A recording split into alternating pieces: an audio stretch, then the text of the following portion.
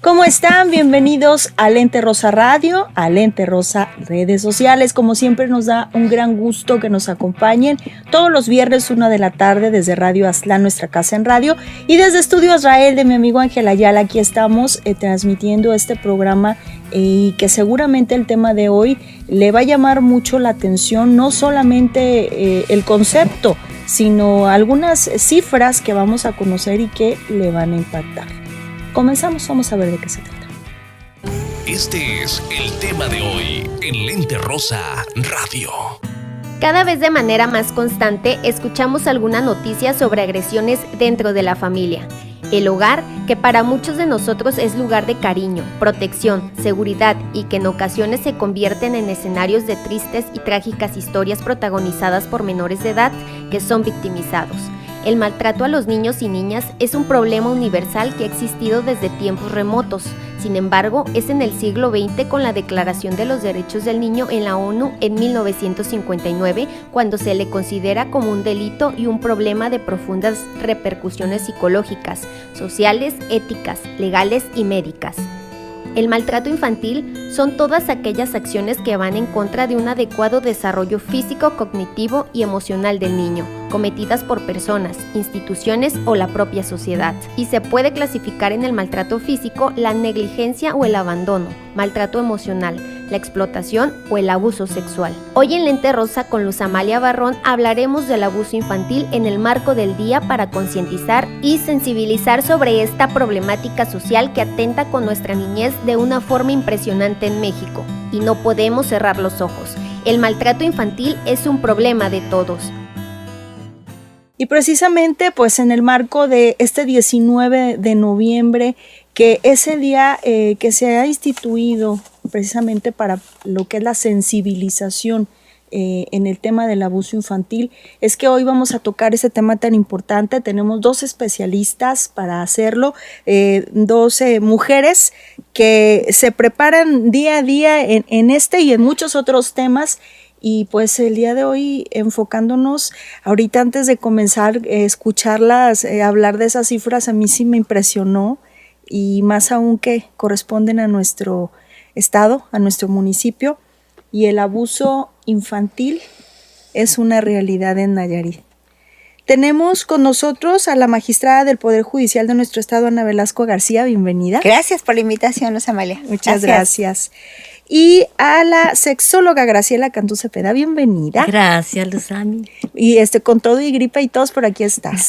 Muchas gracias. De nada, gracias por la invitación. Se empastilló, pero aquí está. Así es, con bronquitis y todo, pero aquí estoy. Qué bueno que están con nosotros. Antes de conocer estas cifras, pues para situarnos en el contexto, en el tema, preguntarles qué es realmente el abuso infantil, de qué estamos hablando, porque a lo mejor nos podemos fugar un poquito. ¿De qué se trata el abuso infantil? Mire, el abuso sexual infantil trata, según la UNICEF, te voy a dar la definición, ¿sí? Es tener una conducta sexual de un niño con una persona adulta para la satisfacción propia del adulto o el tener un dominio o control sobre el niño. También puede ser hacia con un adolescente, utilizando diferentes métodos, sí, para que se lleve ese abuso sexual.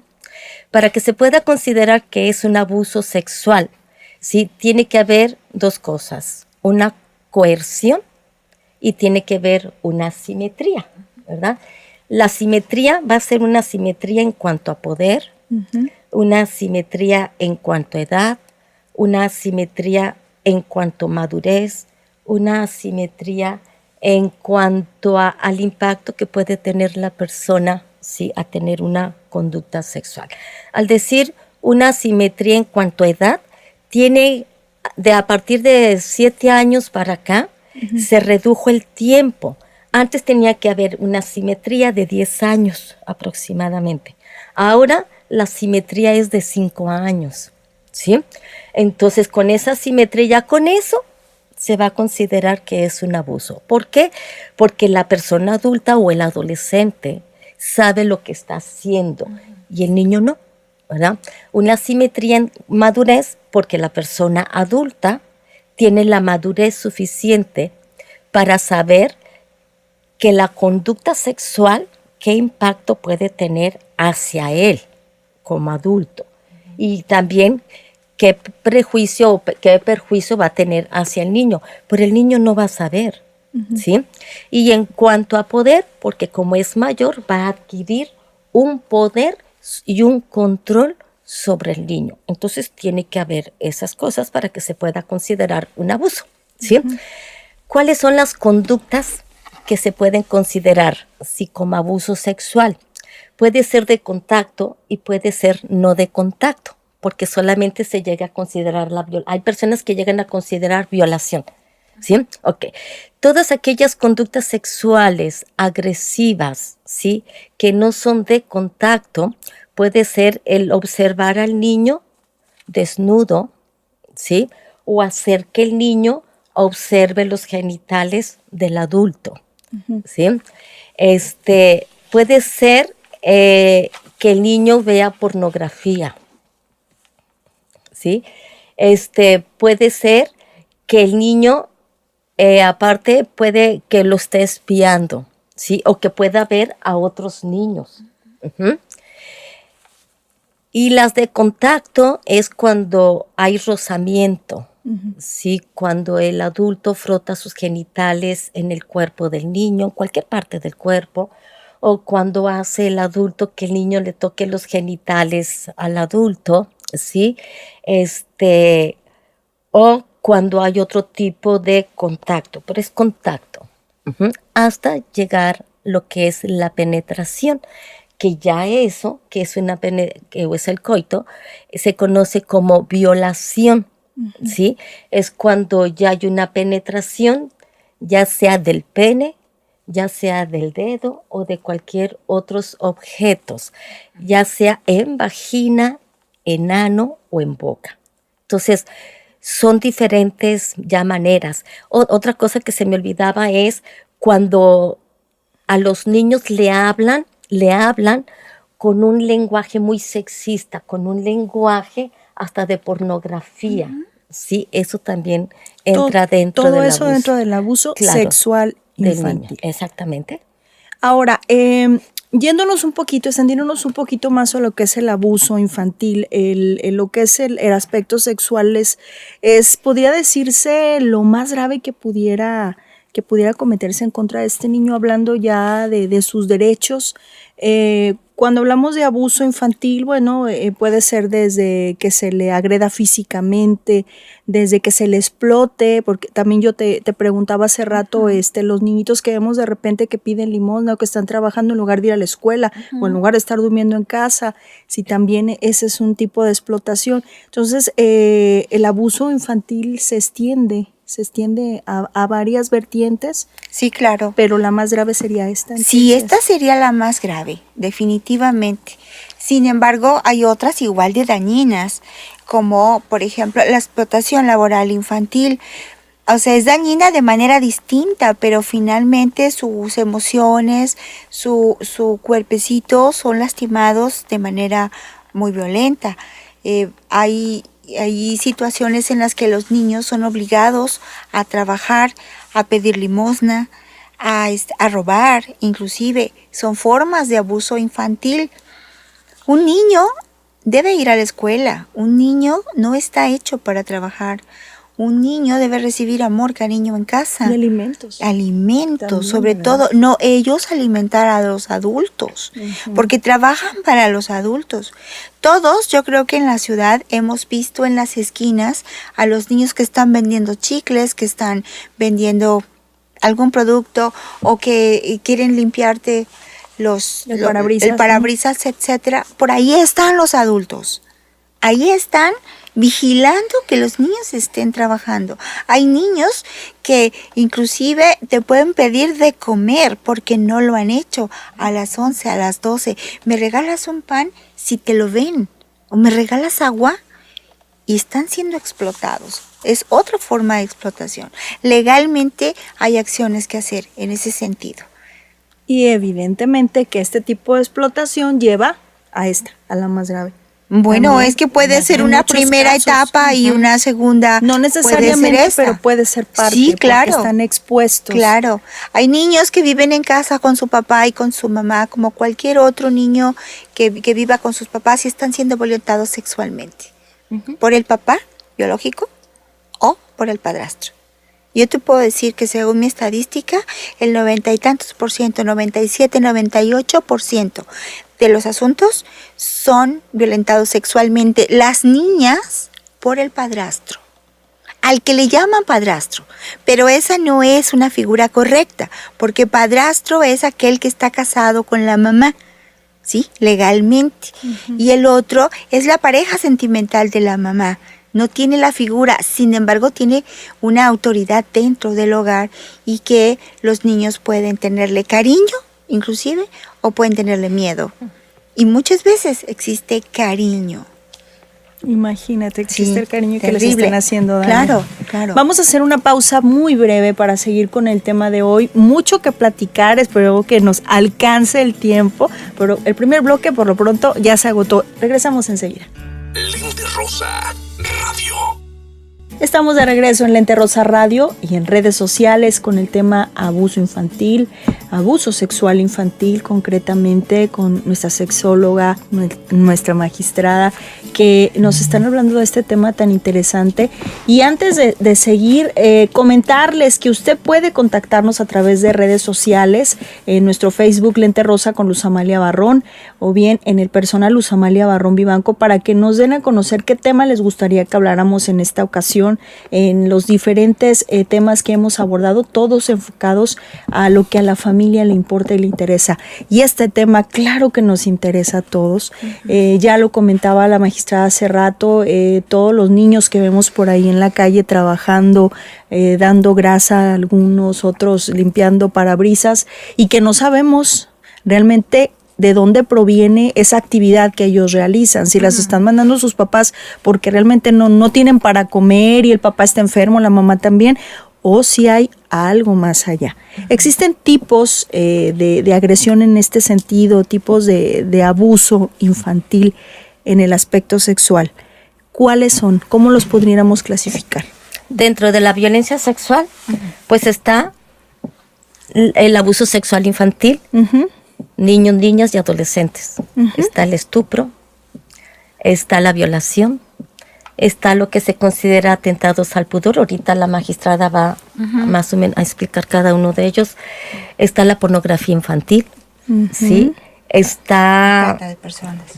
la trata de personas y está la prostitución infantil. La también. trata de personas, que llama la atención el tema también en esta parte, preguntar cómo andamos, porque mucho se dice, mucho se comenta en redes.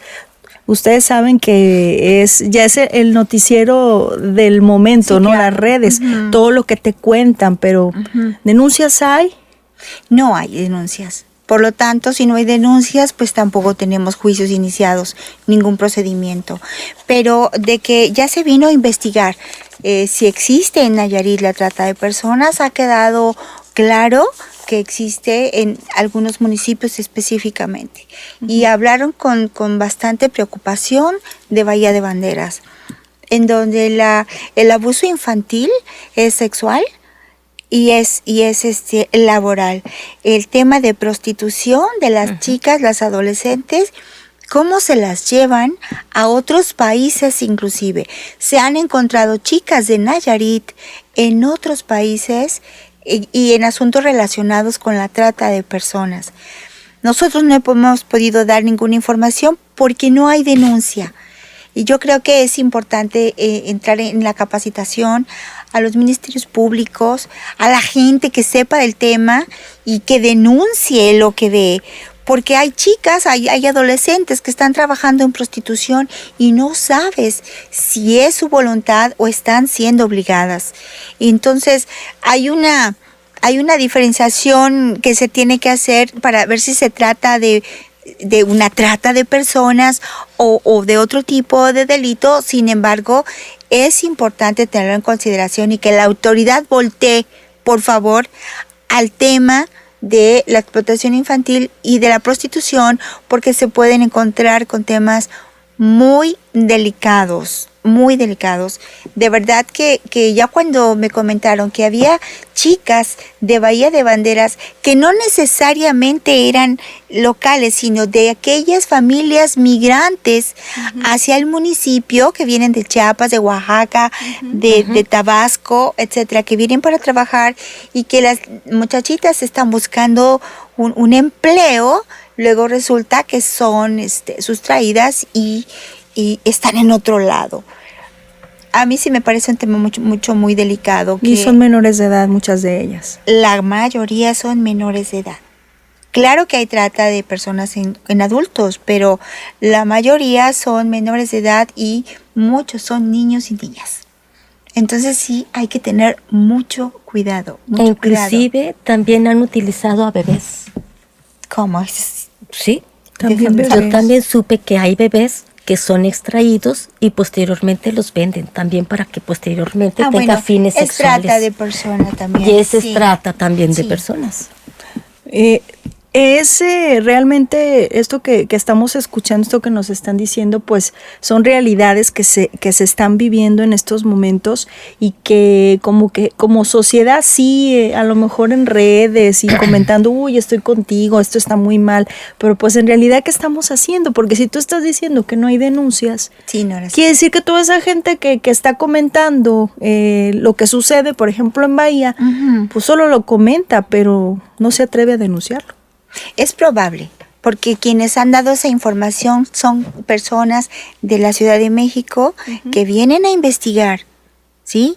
De la CONAVIM, de InMujeres, de esas instituciones que están dedicadas a investigar los temas de mujeres, han venido y yo sí me quedé sorprendida, impresionada con los datos que me dieron. Que no puede ser posible. Si me espanto con los temas de violación, de atentados al pudor, de todo eso que vemos en el Poder Judicial, pues este tema que no se esté cuidando me parece muy delicado. Y perdón, No, está bien. De hecho, te voy a decir una cosa. Todas las agresiones sexuales generalmente no se van a denunciar, no se denuncian. Es una mínima cantidad que se hace de denuncias. Todo queda entre paredes, se puede decir, ¿verdad? ¿Por qué? Por muchos factores. Por intereses, por los mitos y tabúes que existen, ¿sí?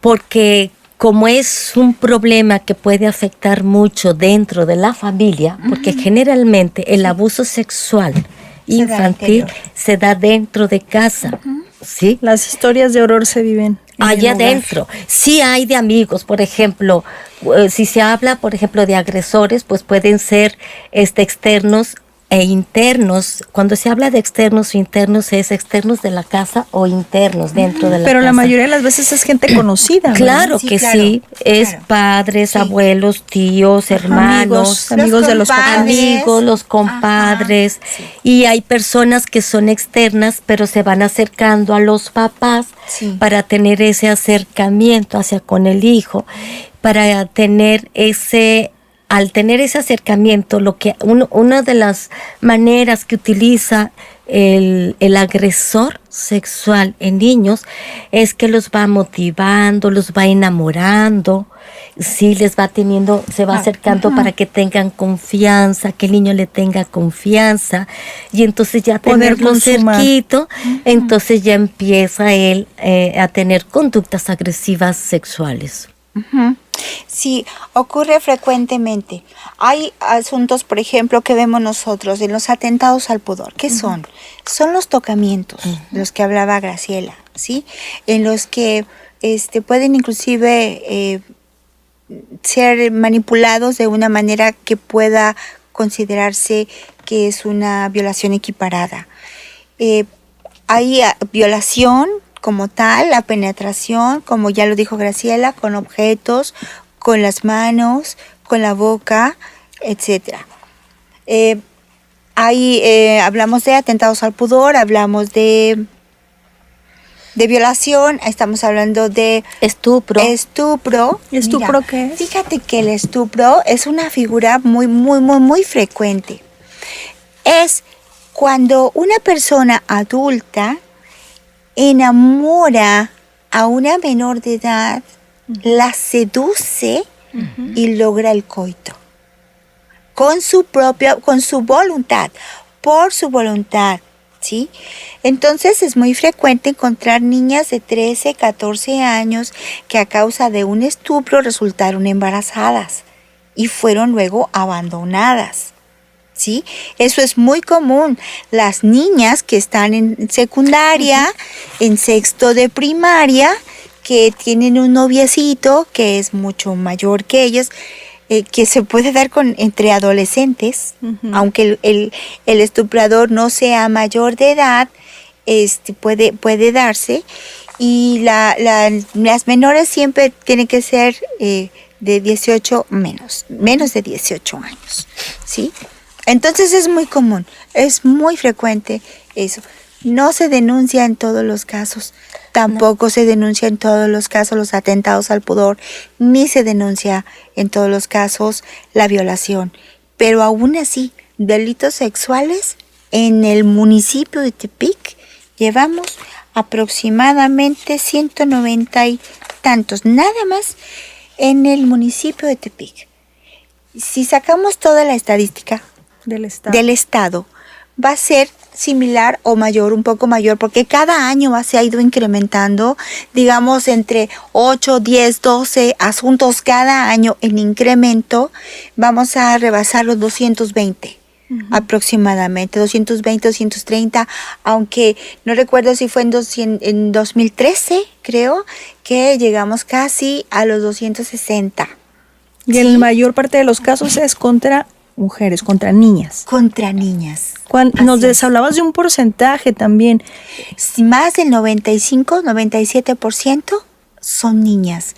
Quizá si hay violaciones hacia los niños o atentados al pudor, no se denuncien por el hecho de ser varones, que todavía tienen ese constructo de que como es hombre lo va a afectar para toda su vida y lo van a estigmatizar, lo van a tratar como si fuera esto o aquello, si la gente se entera.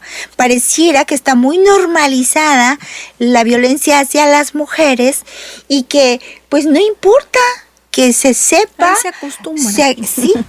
Que se sepa que fue violentada, etcétera. Sin embargo, es importante que se denuncie.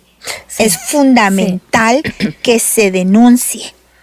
Y en el caso de los varones, igual. Es necesario que se denuncie, porque una persona que ya lastimó a un niño va a seguir haciéndolo. Ya hemos tenido casos con reincidencia. Entonces, no es posible, inclusive terminan su periodo de cárcel, salen y a los 2-3 años ya están de regreso por el mismo delito. Bien, vamos a hacer una pausa brevísima y regresamos con más del tema de hoy. Interesante tema. Seguimos. Lente Rosa Radio. Ya de regreso en Lente Rosa Radio y redes sociales por Radio Aztlán 550 AM y desde Estudio Israel de mi amigo Ángel Ayala. Qué gusto tenerlas, qué gusto que puedan estar platicando sobre este tema que no es un tema muy agradable, pero es una situación que se está viviendo fuertemente. Hablar del abuso infantil, del abuso sexual infantil, pues ahorita nos está clarificando muchas cosas que a lo mejor no queremos ver porque las vemos tan lejanas que en realidad no sabemos. Y aquí es donde surge, y por lo que platicamos ahorita en el corte, esta pregunta: ¿cuál es el perfil de un agresor? De esas personas, hombre o mujer, que puede hacerle daño a un menor de edad. Ok, mira, hay literaturas que te dicen no hay ningún perfil, porque cada caso es diferente, por eso. Pero sí hay características. Y entonces hay autores que en función a las características del individuo, yo digo que se obtiene el perfil desde mi punto de vista, ¿verdad? Para mí puedo yo adquirir como un perfil. 1, generalmente se ha creído, ¿sí?, que el perpetuador, ¿sí?, es una persona que tenía una personalidad psicopática, psicópata, ¿sí?, que nosotros los podíamos distinguir, a lo mejor en la forma de ver, en la forma de actuar, y que iba a ser muy característica. En su apariencia. Eso era antes. Con cara de malos. Con cara de malo, exactamente. Pero es todo lo contrario.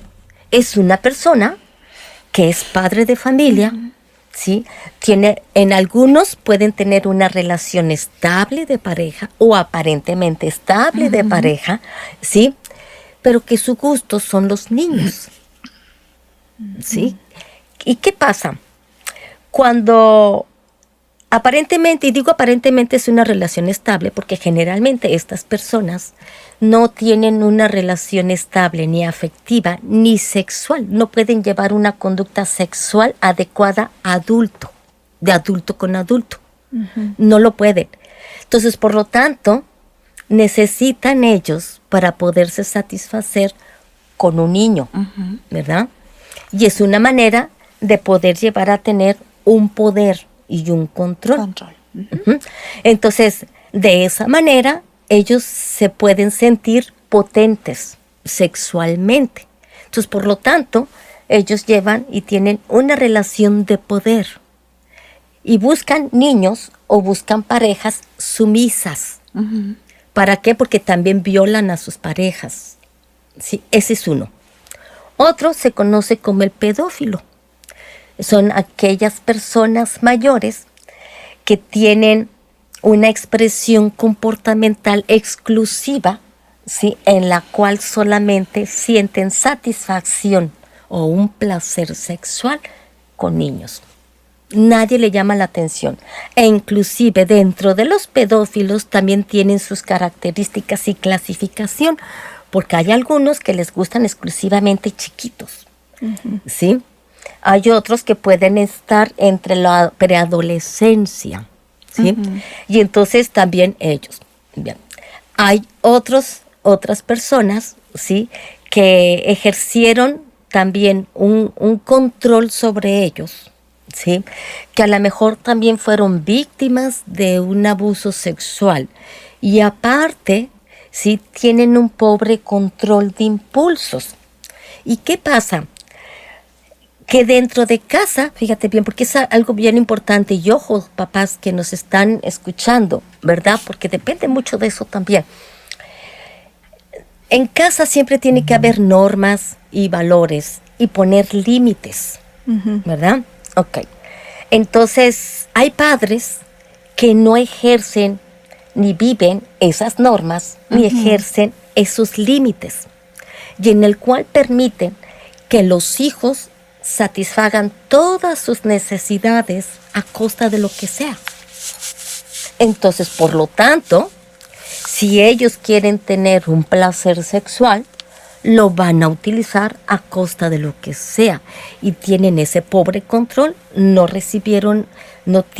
introyectaron ese límite y utilizan inclusive ese poder para poder violentar. ¿Sí? Si regresamos un poquito a esta parte de las características, nos decías en el corte que normalmente es gente que se ve muy amorosa. Sí. Dentro de esas características son gentes muy conocidas socialmente, son muy carismáticos, ¿sí? Son muy emotivos, ¿sí? Ellos se acercan primero hacia los padres del niño, ¿verdad? ¿Para qué? Para ganar la confianza de los papás y la confianza de los niños y tener ese acercamiento hacia el niño, ¿sí? Y entonces es ese dador de afecto hacia el niño. ¿Para qué? Para poder tener la confianza. Y el niño se acerca y también empieza a querer, o sea, empieza a haber una relación afectiva entre el niño y el adulto. Aquí estamos hablando a lo mejor de un familiar, de un amigo, pero magistrada, tú nos platicabas de casos donde son los mismos papás o pueden ser padrastros en los que están estas situaciones. Entonces aquí el perfil pudiera ser el mismo, también muy agradable, muy amoroso con la criatura.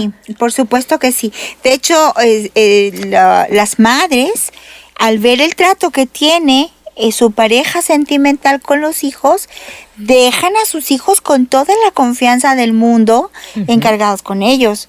E inclusive ha resultado casos en los que los bañan, los cambian, les dan de comer, los llevan a la escuela o van por ellos a la escuela, ejerciendo las funciones de padre y de autoridad también.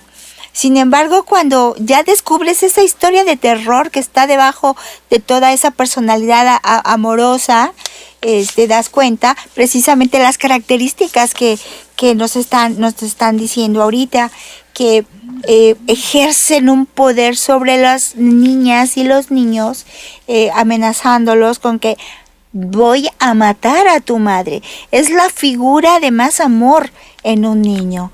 Y el temor de que maten a su madre evidentemente obliga a que el niño se acceda a pesar de estar siendo lastimado de una manera muy fuerte. Hay niñas de verdad que han sido durante tanto tiempo lastimadas sexualmente, que resulta que cuando han llegado a la secundaria o en la preparatoria se dan cuenta de lo que realmente les ha ocurrido. ¿Por qué normalizaron esa violencia? No sabía. Pensaban que era algo normal, porque son cosas que pasan entre hombres y mujeres. Además, te voy a decir qué es lo que dicen los papás, porque esto es algo muy común de los papás. Yo te quiero mucho como papá, ¿sí? Y una manera de manifestar mi amor hacia ti es haciéndote estos cariñitos. Sí. ¿Sí? Entonces, con estos Enseñarte. cariños te estoy enseñando. Cuando tú estés grande, entonces vas a poder aprender y aceptar otro tipo de cariño. Entonces se van por ahí, ¿sí? Y ellos jamás se imaginan que son violentadas.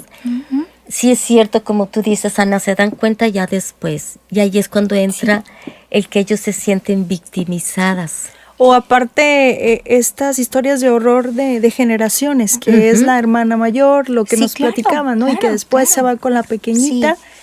Hay historias tan cruentas, realmente tan violentas, en que no solamente es el padre o el padrastro quien violenta, sino la madre también. ¿Cómo? Permitiendo que ocurra Y callándolo. y callándolos. Ha habido casos que me he enterado en que el hombre, la niña ya habló, se denunció, se metió a la cárcel, al hombre fue condenado, la madre la lleva a la cárcel. ¿Cómo es posible que una mamá haga esto? Hay casos también en los que las madres han confesado que lo han hecho por temor a que él se vaya y que ellas prefieren que usen a sus hijas porque si no, ¿quién las va a mantener? Imagínense nomás. Luego hay mamás, ¿sí? Que como rol de esposa, y al decir un rol de esposa, un rol de pareja, es que ya no quieren tener relaciones sexuales con su esposo. Entonces, haz de cuenta que delegan la responsabilidad de En la ser hija pareja mayor. sexual a la hija. Y entonces ella se da cuenta. Y todo esto es parte del abuso que en estos momentos se están viviendo en algunos hogares, muchos Claro. de ellos denunciados, la mayoría no. La mayoría no es denunciado. Sí. Hay otro tipo de abuso y violencia que me gustaría comentar que no está relacionado con el tema sexual. Cuando una pareja se separa, se divorcian, el pleito entre adultos se traduce hacia el niño. Sí. Y el niño está viviendo las consecuencias de ese rencor que tiene la madre con el padre, ya sea porque no da pensión, ya sea porque ya se casó o porque tiene otros hijos en otro lado, etcétera. Pero a quien violentan es al menor. ¿Cómo? Impidiéndole el contacto con su progenitor. ¿Cómo? Amenazándolos, alienándolos para cuando van a tener convivencia, no, que los niños no quieran regresar. Eso es una violencia hacia los niños. También es un abuso. Es un abuso emocional, psicológico, que está impidiendo su sano desarrollo psicoemocional. Y la relación familiar se rompe con las consecuencias psicológicas que son inherentes. Yo que voy a hablar de eso si está aquí Graciela. Pero definitivamente es una forma de violencia muy seria, porque es el número 1 de casos que tenemos, las controversias del orden familiar en todo el estado, y en casi todos los asuntos están inmersos niños que están siendo violentados en sus derechos humanos, ya sea por su papá o por su mamá. O por los dos. O por los dos. Y Sí. con este tema, vámonos a un corte y a reflexionar quienes de alguna u otra manera han atravesado esta situación de que también esto es abuso infantil y que a lo mejor en estos momentos lo estamos cometiendo con nuestros hijos e hijas. Una pausa brevísima y regresamos. Si sabes de un abuso infantil, denúncialo. No permitas que el silencio se convierta en cómplice de este maltrato. El maltrato infantil es un problema de todos. Para Lente Rosa Radio, Yatzel Díaz. Lente Rosa Radio. Pues muy interesante todo lo que hemos platicado en este Lente Rosa, donde el tema del abuso infantil, el abuso sexual infantil, pues ha sido el protagonista, pero no basta con conocer la problemática, no basta con saber qué está sucediendo aquí en Tepic, qué está sucediendo en nuestro estado y pues qué decir en el país, en el mundo, sino cómo le podemos hacer desde inicio para poder prevenirlo. ¿De qué manera? Porque todos estamos expuestos a que se dé una situación de este tipo. No podemos decir que no, Claro que sí. ni cerrar los ojos. Así es. Magistrada. Sí, gracias. Mira, yo creo que es fundamental la educación, para empezar. Necesitamos que se haga una campaña de prevención en las escuelas, en las que las niñas y los niños sepan que su cuerpo es suyo, aunque suene redundante en algunas veces, que el niño tiene que aprender a identificar las conductas y tiene que aprender a defenderse de esas conductas y tiene que aprender a hablar, no tener miedo. La política pública es fundamental. La mayor parte de las personitas que han sido violentadas sexualmente han sido mujeres. Y estamos en el estado en una alerta de género. Necesitamos incluir el tema de violencia hacia las niñas en este tema fundamental de la alerta.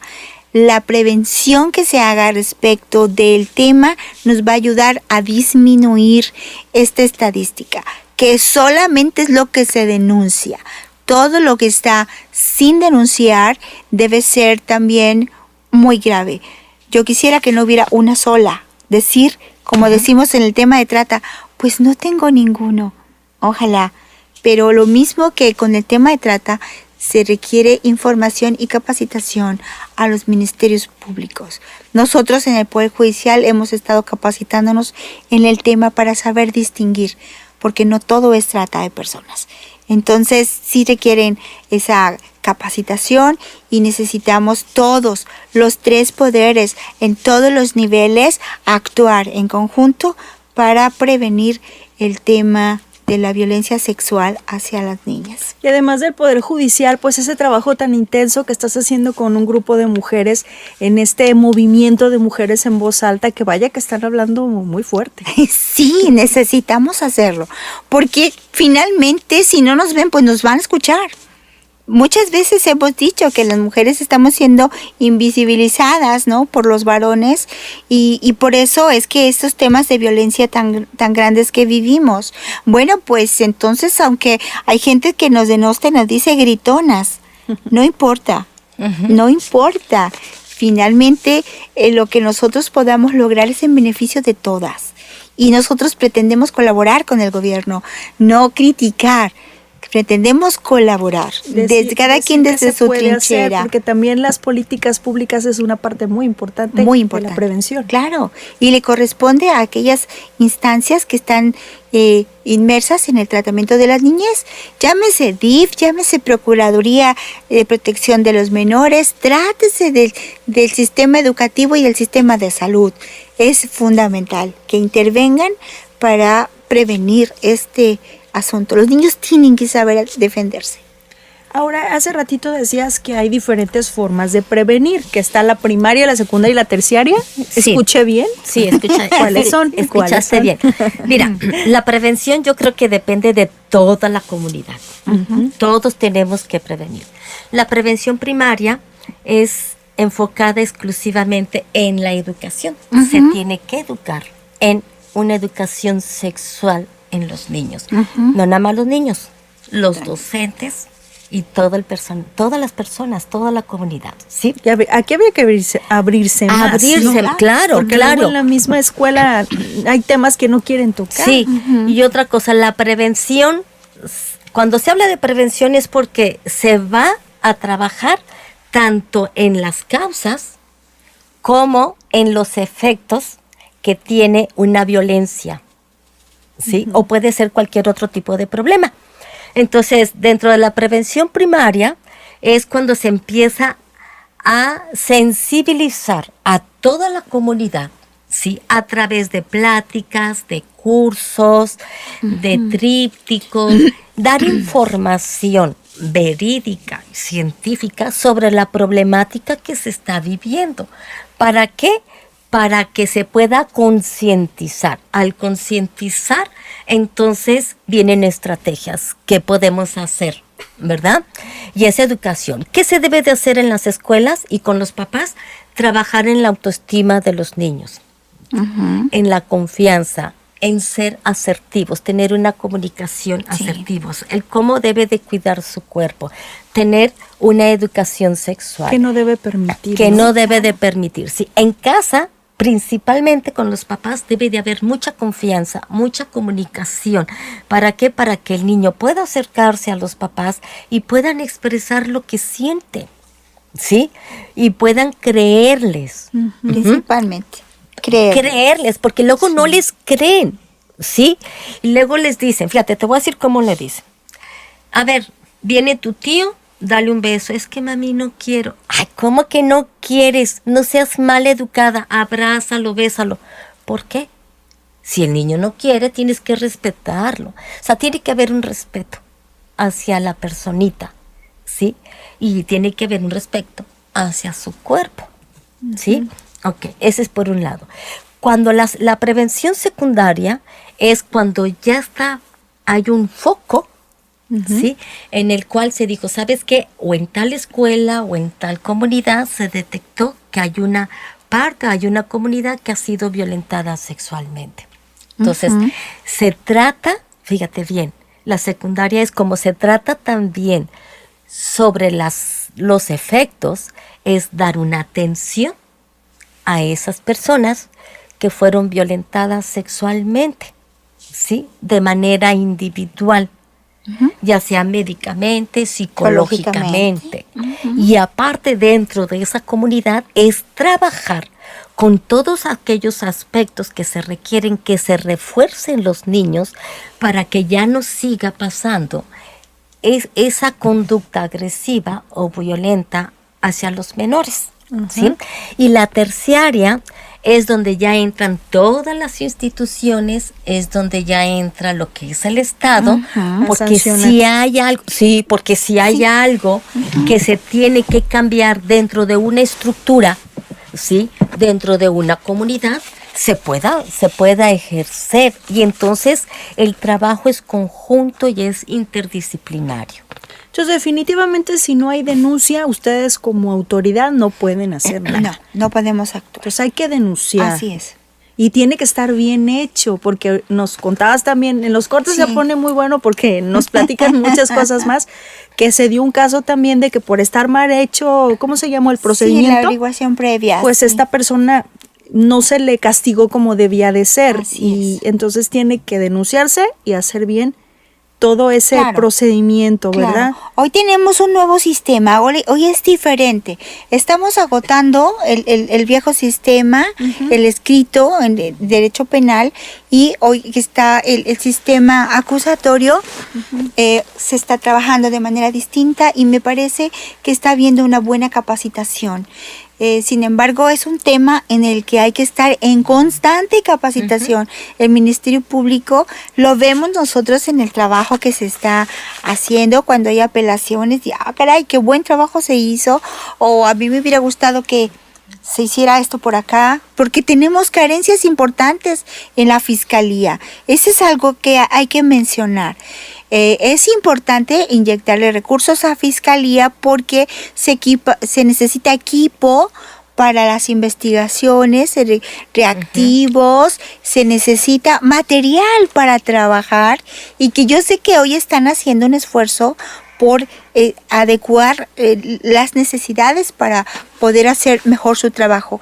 Y mientras mejor esté hecho su trabajo, nosotros podemos actuar con mayor certeza. Pero para eso necesita las denuncias. Sí, que se atrevan a que se denunciar. atrevan.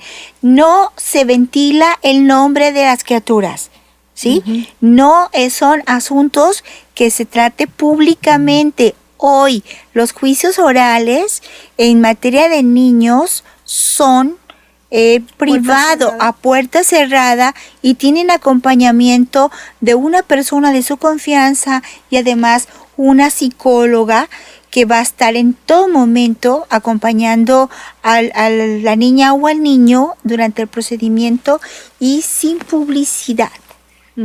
Todo se queda ahí. No está prohibido hoy señalar los nombres, inclusive cuando tenemos que publicitar las sentencias, porque la transparencia nos obliga, tildamos todos esos datos, no aparecen nombres, no aparecen nada. Entonces, que no tengan miedo, es importante.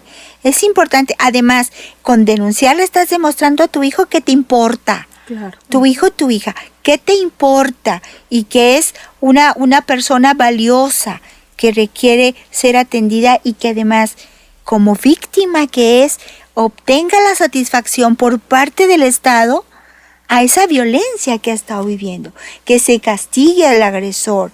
Dale a tu hijo, a tu hija, esa certeza de que como madre, como padre, como abuela, a veces las que denuncian son las abuelas, a veces son las maestras de las escuelas, ¿sí? O el psicólogo adscrito a la escuela. ¿Cómo es posible? Porque fuera de la casa. Claro. No se haya atrevido a hacerlo. Pues, así es. Únicamente nos resta el tiempo para agradecerles que hayan estado aquí. Un tema bastante extenso. Pudiéramos estar mucho tiempo más platicando sobre de él. Me gustaría que nos regalaran su conclusión del tema de hoy. Un mensaje en específico que quiere que lleguen a nuestros radioescuchas, a quienes nos ven a través de redes sociales. Bien. Yo lo que les puedo decir es: padres de familia, acérquense a sus hijos, ¿sí? Oriéntenlos, acéptenlos, quiéranlos, ¿sí? Fortalezcan su personalidad, porque una característica del niño que corre riesgo de ser violentado sexualmente son niños sumisos, introvertidos, poco comunicativos, ¿sí? Temerosos, ¿sí? Y que tienden a ejercer o hacer todo lo que digan los demás. Están más expuestos. Sí. Ellos son más expuestos. Y si el agresor es el papá o la mamá, pues que busque ayuda inmediata. Exactamente. Y crean a su hijo. Un niño no miente. Cuando es violentado sexualmente, no miente. Entonces hay que creerle. Magistrada. Bueno, creo que yo ya lo comenté. La necesidad de la denuncia. Eso es fundamental. No me queda mucho por decir más que, así como ya dijo Graciela, creerle a los niños. Es cierto cuando ellos lo están diciendo. Cuando he comentado que el mayor agresor a las niñas es aquel que funge como padrastro.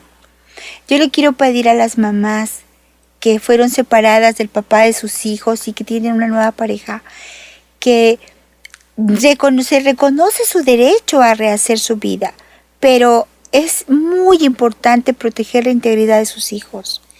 Es fundamental que quieran y que atiendan a sus hijos, y cuando les dicen que les está ocurriendo algo, crean, vigilen estén alerta porque no está mintiendo su hijo. Ya lo comenté, 90 y tantos % de los abusos sexuales a las niñas son cometidas por el padrastro. Por favor, atiendan ese tema. Tienen derecho a rehacer su vida, pero tienen la mayor obligación de cuidar de sus hijas y de sus hijos. Pues muchas gracias por haber estado aquí en esta ocasión. Ángela Ayala, muchas gracias. Radio Aztlán, que nos abre también este espacio.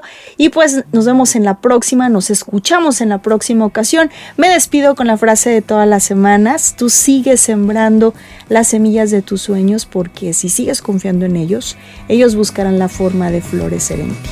Hasta muy pronto. Y eres tú quien decide el color. Y eres tú quien decide el color. Y eres tú quien decide el color.